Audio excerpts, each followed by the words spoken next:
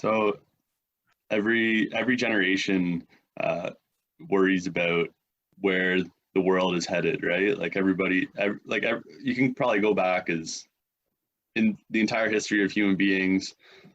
There's a hilarious Facebook page about the number of different days that have been predicted to be the doomsday, like the day the world's going to end. Every generation predicts, there's been like 300 different ends of the world predicted over history or something, like probably way more. But anyway, every generation thinks the world is going to shit. Y2K for my time. Yeah, exactly.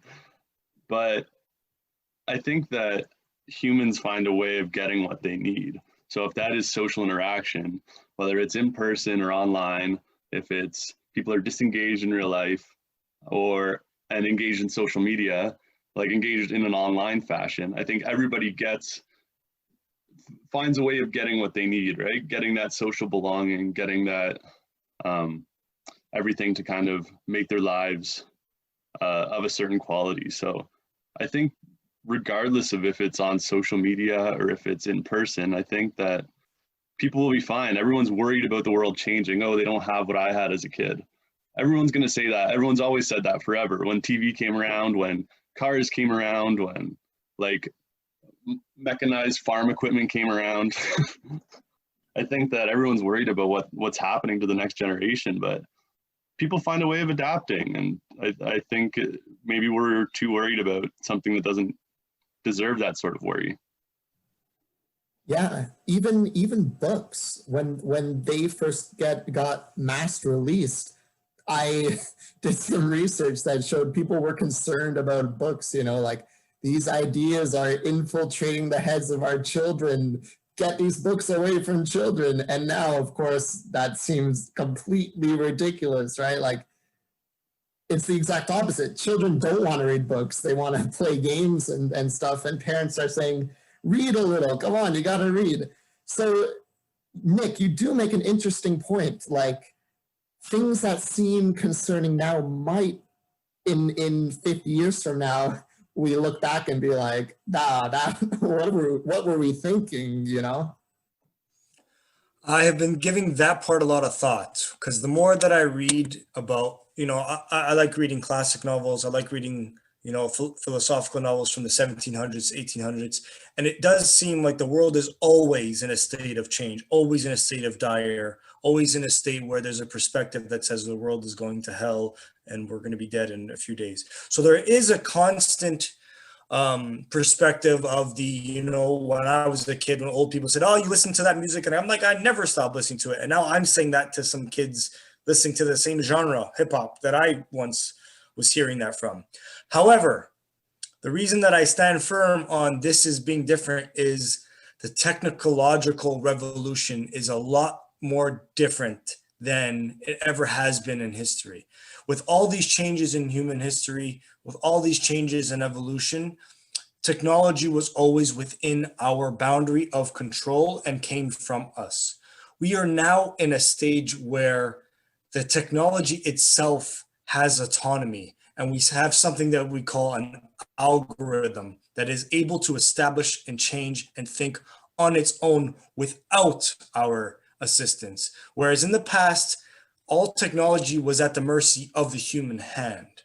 Whereas today, these technologies that we have are so intelligent because we have grown technologically intelligent that they are able to have their own autonomy, and they are able to create an algorithm absent human intervention. Just purely technologically, you click on puppies, you will receive puppies. You click on something, you will receive that. And that is absent a human evil, like this idea of sinister takeover from government minds through technology.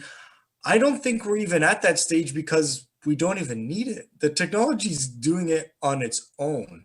And the main difference I say of why I answer to that difference caveat of, oh, the world's always changing. And of course, is we are still in the middle of that. And it very well may be where Nick has proven correct in the sense of, hey, you look, ended up being one of the best things that ever happened to human society.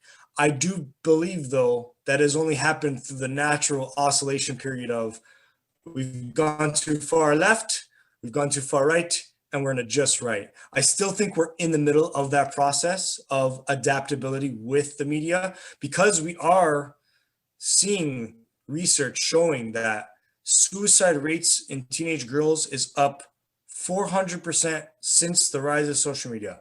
The attention towards mental health, anxiety, depression in younger ages is up higher than it ever has been, and it correlates with social media. Anxiety, depression have always been issues of human psyche, but in adolescence is where we're seeing the big difference. The anxiety and depression and midlife crises and areas of a psycho an analytical crisis and help has always been attributed to people that are in adulthood. Now it's in adolescence and in younger ages than it ever has been before. So I feel like we can't ignore the tools that we have are very powerful, and it's a lot different than in the past where, yes, the medium of the book was powerful. Yes, a car was powerful. Yeah, all these technological things were very powerful. However, with the cell phone, we have the entire Alexandria library. What is something that might have taken 100 years to capture one book, we can click at in any moment. And that power, whereas once we were able to control the power of the technology that was in front of us, we are now in an age where the technology is surpassing anything that we could have ever comprehended. So maybe the problem is the technology and it's not the social media. Like, think about if you had social media platforms and if you didn't have all this technology in your pocket, for example, like having social media and being able to be at home, like you said, Michael, sitting in your computer room and being able to communicate with your friends in India or my family in Portugal, that's a very positive thing of social media. So maybe the problem is that we can actually take it mobile, and wherever we go, it's always with us. If we didn't have these phones and the technology didn't evolve the way it is, it wouldn't be as bad as we think it is. But there is also a lot of good things with the social media. Like I just said, I didn't go to Portugal for almost 10 years. And when they first came out with these, what was it back then? It wasn't, I think it was FaceTime. And you could have conversations with your family back home. Like, that was fantastic. But to your point, now it's out on the street and people are walking, looking down at their phones and not making contact or eye contact with the person walking by them. If that makes any sense.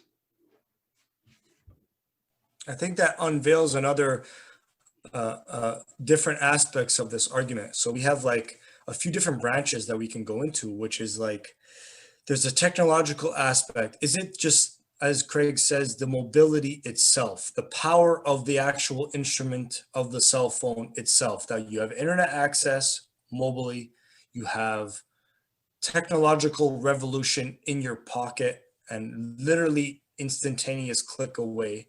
Is it that aspect of social media that has enhanced its power and maybe steered us down a road that we were unprepared for? Or is it another argument that kind of brings up a separate branch, is that everybody for the first time in human history has a voice that can be heard. And with that great, I believe in paradox and double-edged swords. So that is a beautiful thing and is also a scary thing. So there's two arguments that we are kind of peeking on here. It's the technological revolution, but also the social media part of it is everybody has a voice and everybody's voice is being heard and valued. Is that necessarily a good thing or not? Because now we are seeing what was once a laugh, where you would go to the comment section to have a good laugh, because it is a laugh to see the arguments that happen in comment sections. If you go on YouTube in the comment section, you will laugh harder than you ever have in your life. And at once it was just that. It was hilarious banter. Now those conversations and those voices that are being made and being created are having change in the world, whether it's at the university level or even at the government level, as far as we are in this new age of cancel culture where we don't want to offend someone in the comment section. And I'm just not sure if that's necessarily such a good thing that everybody has a voice now.